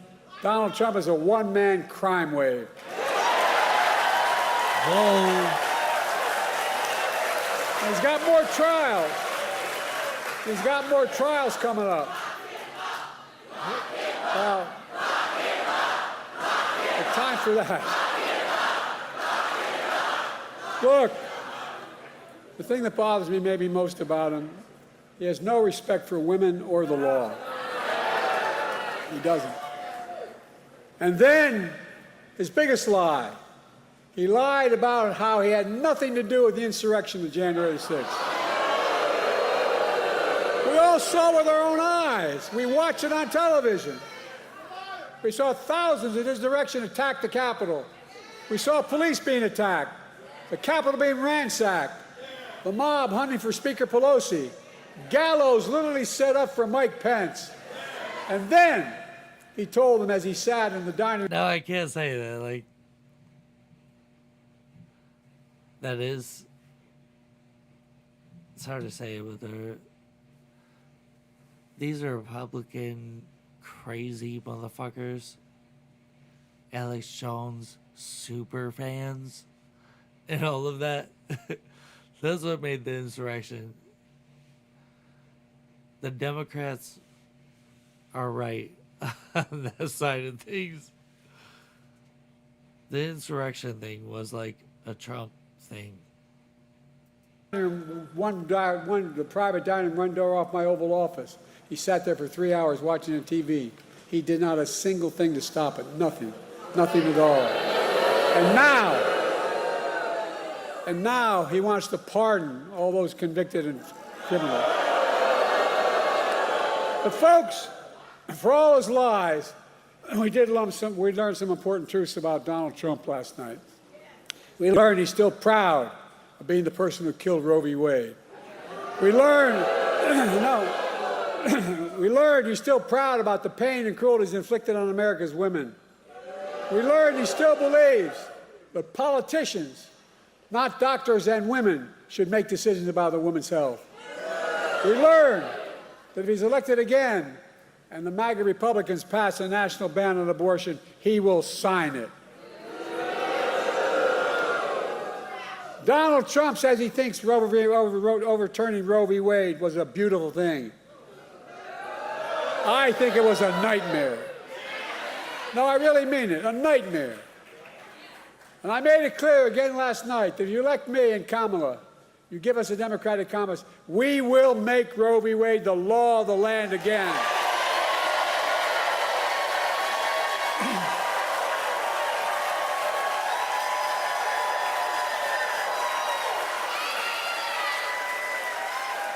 He continued to lie. He said, I quadruple taxes. Where the hell has he been? Which is a simple lie. I didn't raise a tax on anyone in America if they made less than $400,000 a year. And I won't in my second term either. We learned that Trump, who had the largest deficit of any president in 4 years because of a $2 trillion tax cut to the super wealthy, we learned that Trump wants to give another giant tax cut for the very wealthy and the biggest corporations. This time, $5 trillion, not a joke, $5 trillion. To pay for it, he's going to cut Medicare and Social Security. He'll cut health care. He'll do it all with millions of working and middle-class Americans all pay for another tax cut for the very wealthy. Then, to add insult to injury, he wants to raise taxes on the average family $2,500 a year. What amounts to a new 10% sales tax on all products imported in America. That's his new plan for food, coffee, candy bars, and so much more. It's going to raise the taxes on the average family $2,500 a year. He said, food, coffee, candy bars. Joe Biden loves his sweets. He really does. That man bought his... He's really about snacks, ice cream, candy bars. And most dangerously, though, we learned that Donald Trump will not respect this year's election outcome. He's still not respecting the last time out. Well, think about it. Every court in Iran ruled that it was a fair election. He's still denying it, still telling lies. 3 times Trump was asked last night by the moderators, would he respect the election results if he lost this time? 3 times he refused to answer. 3 times. Folks, Donald Trump refused to accept the results in 2020. We all saw what happened on January the 6th. It's a direct consequence of that. It was an international embarrassment. By the way, as I go to these international meetings, I know every major world leader, and I literally, because I've been around, as you might have noticed. But they asked me, did he really mean this? Was this real? It caused a constitutional crisis and international embarrassment. Now, Trump is making it clear that if he doesn't win this time, there will be, in his words, bloodshed. No president has ever said anything like that. No president. His words, not mine. We're going to let Donald Trump attack our democracy again? I don't think so. Folks,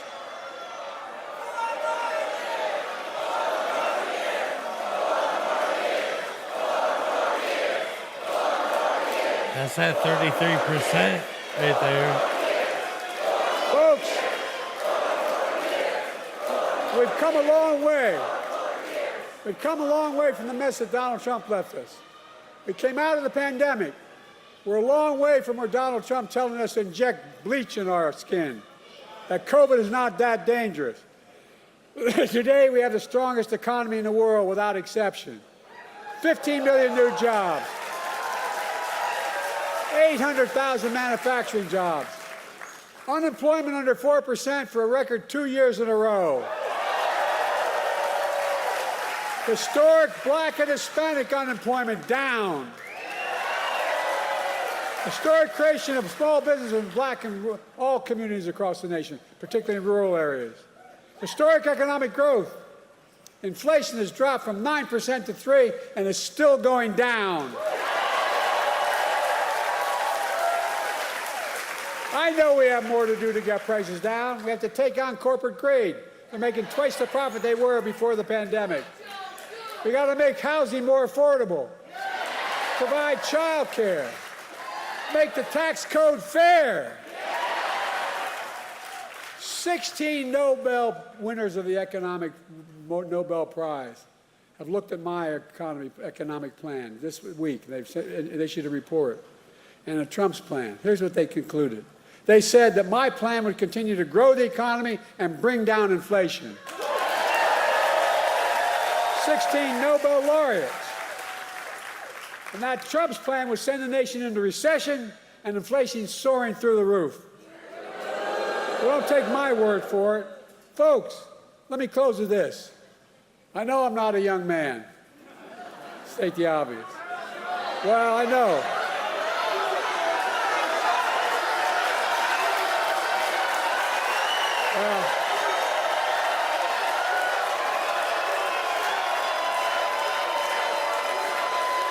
Well,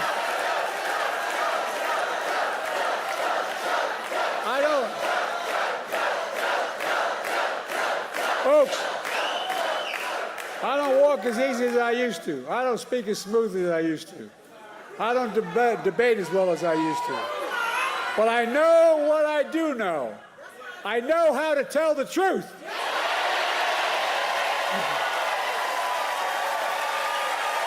I know right from wrong.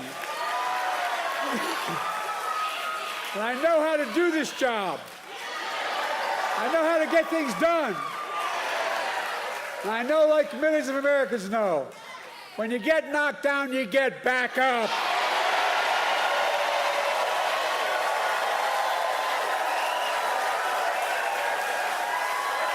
I know what it took to take our economy from the depths of the pandemic to where it is today, the strongest economy in the world. I know what it'll take to bring this economy to everybody.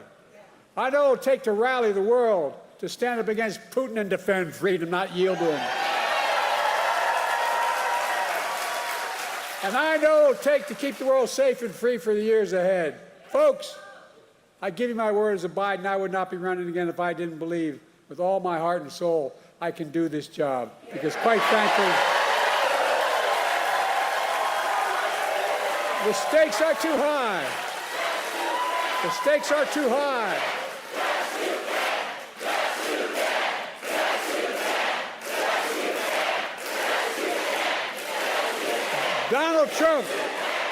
Donald Trump is a genuine threat to this nation. He's a threat to our freedom. He's a threat to our democracy. He's literally a threat for everything America stands for. Look, he doesn't understand what I think all of you do. America is the finest, the most unique nation in the world. We're the only nation in the world, and I mean this sincerely. It's a fact statement, not a hyperbolic statement. It's fact. We're the only nation in the world built on an idea. All the nations built on ethnicity, geography, and other religion. But we're built on an idea that we're all created equal.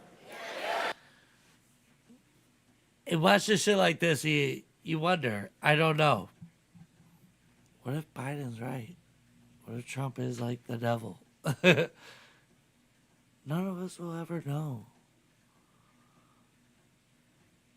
So it's so weird. Why didn't he do this when he was standing in front of Trump? We deserve to be treated equally throughout our lives. We've never fully lived up to it. I'll be damned in the year 2024, just 2 years before the 250th anniversary of our Declaration of Independence, that I'll let Donald Trump walk away from it.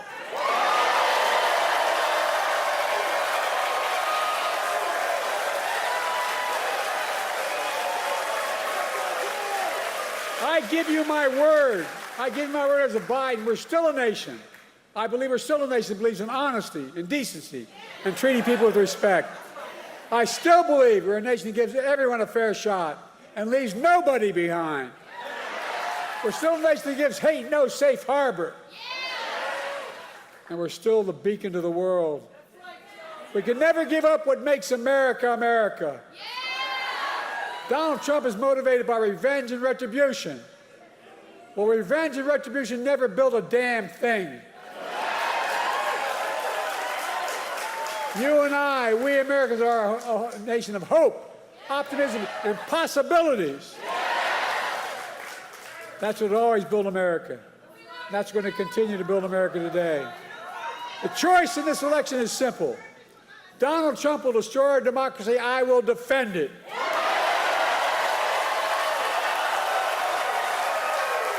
So, folks, are you with me?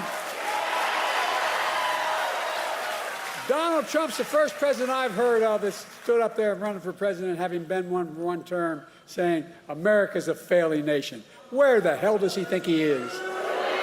I'm serious. A failing, I don't know, a president wouldn't trade places with America in a heartbeat. He's dead wrong. America's not a losing nation. America's winning.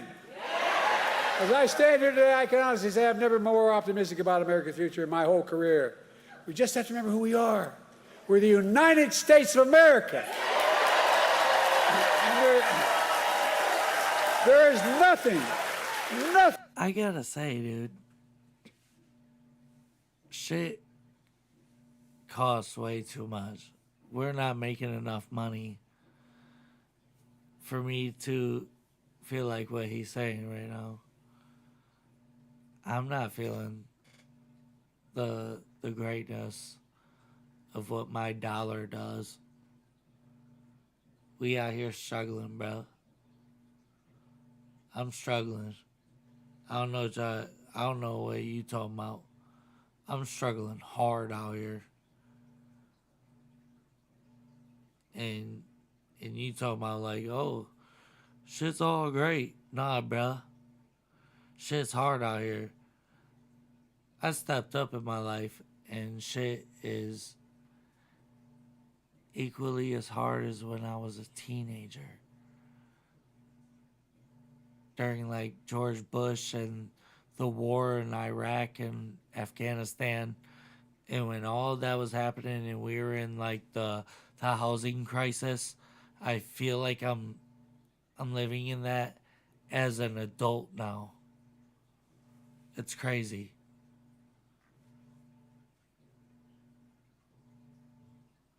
And I don't know if that's even like just the economy, or maybe it's just me. I don't know. Sometimes I wonder that.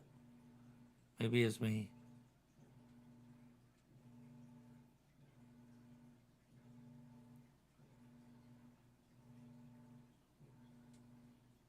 I can't stand up for either of these politicians. They're all corrupt, and that's why I've never voted. I'm still not gonna. But all this stuff that all these guys are talking about, they say that Russian submarines are sitting outside of Miami because Putin's all pissed off that this guy Biden gave Ukraine missiles that hurt 125 Russian civilians on a beach.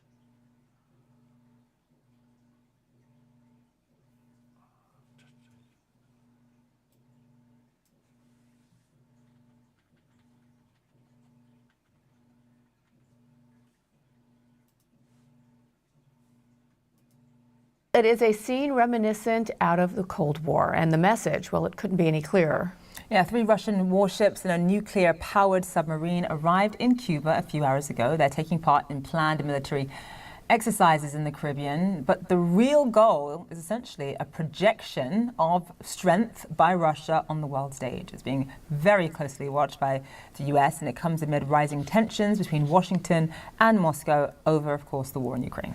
Yeah, CNN's Patrick Ottman joins us now live from Havana. Patrick, this could be a conversation reminiscent of something we would have been discussing decades ago, and yet here we are. The U.S., we know, has been monitoring these ships very closely. Talk about the significance of it. The U.S. intelligence doesn't believe that these ships are armed with nuclear weapons. Nonetheless, just 90 miles off of the coast of Florida. Just 90 miles off the coast of Florida and only about 50 yards from where I'm standing. Right behind me there are the 4 Russian naval ships that came into the port of Havana this morning. The ship directly behind me is a rescue ship, an icebreaker, which does not have much use in the Caribbean. And then behind that is a nuclear-powered sub, the Kazan, something Cubans say they've never seen before in this country, a nuclear-powered submarine coming in for all to witness. That is the players starting the show. Some of the cards they have in their hands. Right now the world's playing poker. And what's about to happen is it could be scary as fuck, bro. Like we might be walking into a weird time. It's got me so scared. Witness in the port of Havana, really something quite unusual. And then behind is the Gorshkov, which is one of the most modern military ships capable of firing cruise missiles that Vladimir Putin possesses. Really highest level technology that the Russian Navy can boast. So those are for all to see. They are docked in an area a few years ago you would have seen American cruise ships, but because of U.S. sanctions, they're no longer allowed to come here. And right before we came on air, I could hear the sailors singing the Russian national anthem. So it certainly felt like a moment from the past. You know, it wasn't that long ago, of course, that the Soviet Union was supplying Cuba with everything they needed here. And the economy was doing much, much better as a result. We have seen some of that come back over the last few years with the war in Ukraine, where Vladimir Putin, in exchange for Cuban support in that war, has sent more oil here, more food. There are a lot more Russian tourists here these days, and that is helping Cuba as the economy is really in some of the worst stage that it has been in decades. Literally, we're back into the Cold War. Like that's this stage of things is Cold War. Russian oil, in many instances, is keeping the lights on when they are on here. because for much of the time there are nationwide blackouts taking place. So Cuba has increasingly voiced its support for Vladimir Putin's invasion in Ukraine, and Vladimir Putin has returned the favor. Certainly striking to see the ships here behind me, armed with nuclear weapons or not, so close to the United States. Yeah, and just obviously, yes, very alarming. But just in terms of what Cuba has said about this, Patrick, Cuba's essentially saying, look, this is standard practice. We do this frequently with countries that are sort of friendly to Cuba in terms of their own naval units. And as you pointed out, Cuba also saying that, look, there are no nuclear weapons on board the ship. There's absolutely no threat whatsoever. But still, talk us through how closely the U.S. Navy is watching this. Well, the U.S. Navy essentially escorted them into Cuban waters as the ships, while they were in international waters, were essentially skirting the coast of Florida. So certainly they're watching them now. They will be keeping an eye on them if they depart from here and go to another U.S. adversary, the country of Venezuela. You know, the U.S. has naval maneuvers around the globe as well. They certainly have a much more active Navy right now than Russia's. So this is something these countries do. They keep a distance from one another as they shadow one another's ships, and there's a certain amount of professionalism there. And yes, it's true that many other countries send their Navy ships here on friendly visits, such as this one. They allow the Cuban public sometimes to board their ships, as we expect to take place later on in the week here with the ships behind me. But of course, the relationship that Cuba had with Russia for so many years during the Cold War is very, very different from those relationships. No other nation in the world has based nuclear warheads here. No other nation in the world was so supportive of Cuba. Cuba was essentially a client state of the USSR for many, many years. That's crazy.